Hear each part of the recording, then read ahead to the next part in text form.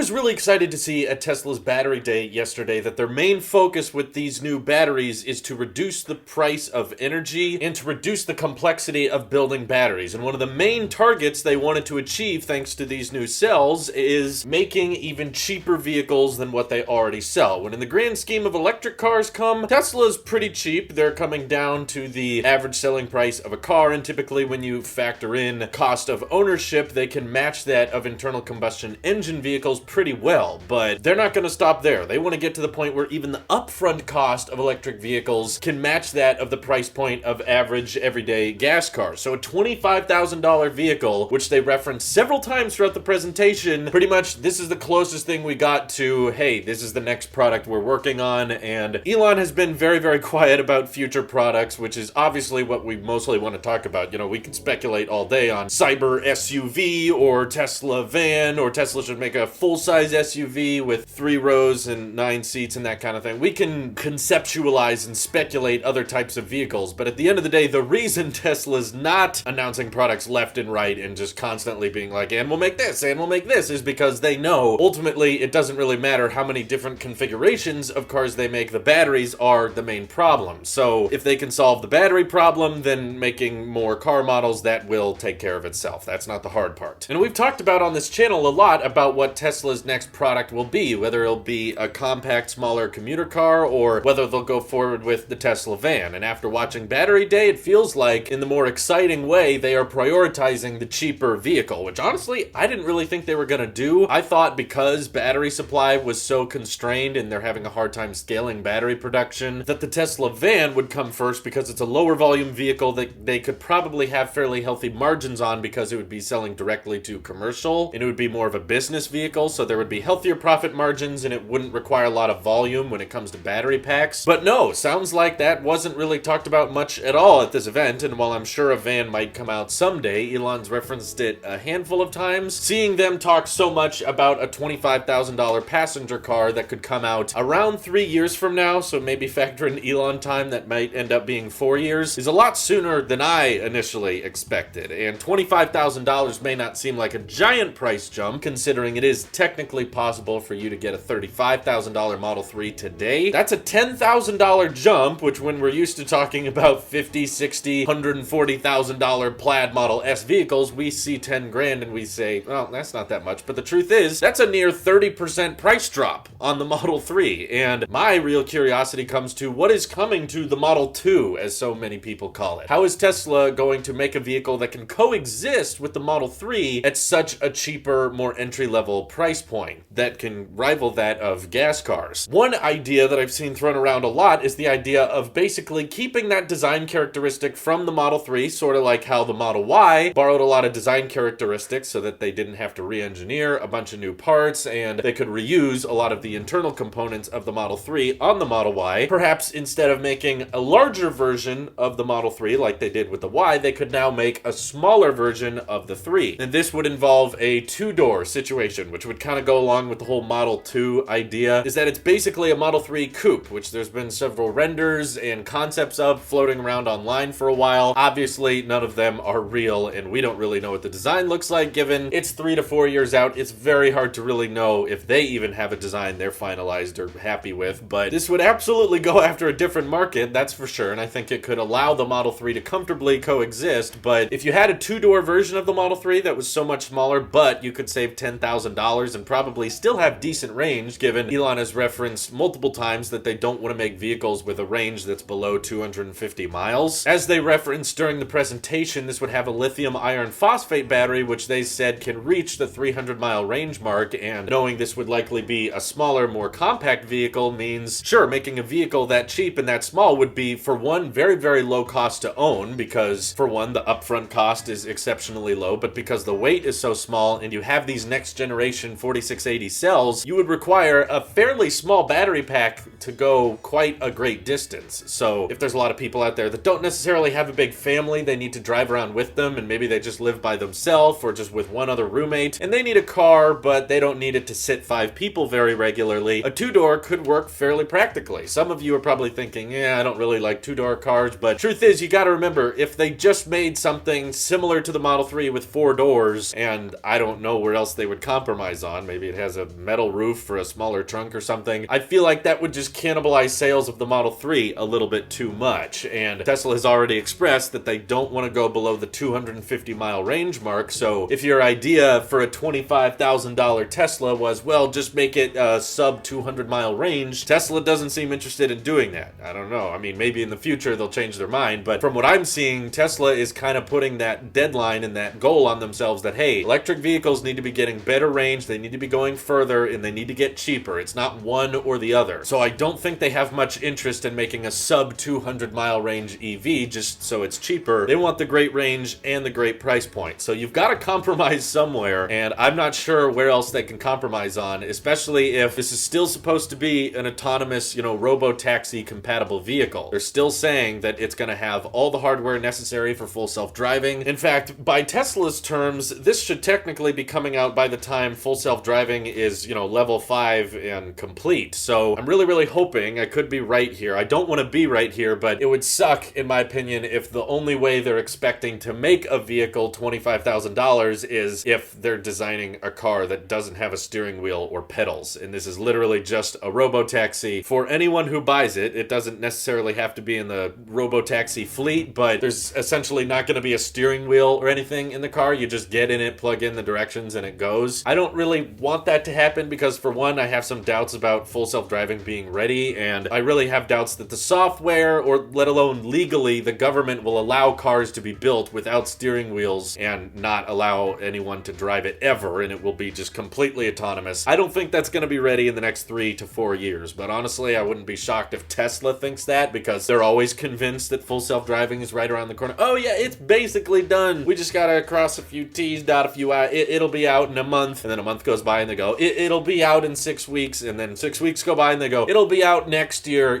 We got this fundamental rewrite. It's gonna make everything great. I hope they can actually achieve those things. I've just been told so many times that it's ready, and then they push it back further. So my hope is that full self-driving is not the key to making the 25K Tesla work. But yeah, in my opinion, a Model 2 that can still go around 250, 280 miles with a lithium iron phosphate battery would mean, for one, very little degradation over time, very cheap to produce, and you could still have great range at an affordable price. And in the back of my mind, I would love the idea for them to design it completely differently, just because we've seen so many Model 3s and Model Ys that look so similar. It's a great look, but knowing this is the future and knowing how drastic of a design change they made with the Cybertruck, I would love it if they just brought that to something else. Like, imagine using the stainless steel exoskeleton design, which we've talked about on this channel, how cheap that is, and how many steps of manufacturing you get to bypass by not having to worry about the paint shop or the body panels and the stamping press and that kind of thing. If you just have the exoskeleton design, but instead of designing it for a pickup truck, now you design it for a compact sedan. Maybe it does have 4 doors, but it's all stainless steel and it looks all weird and futuristic, and some people might not like the design. I'd be kind of okay with that because I kind of like functional designs that stand out, even if they are weird looking and they challenge your beliefs on what a car should look like, but they're able to make the car much more affordable and practical. I'm in favor of that. So I know they've got the blanket over it, but I just love to imagine if a cyber sedan ended up being a thing, and that's how they're able to help reach the $25,000 price tag and still have a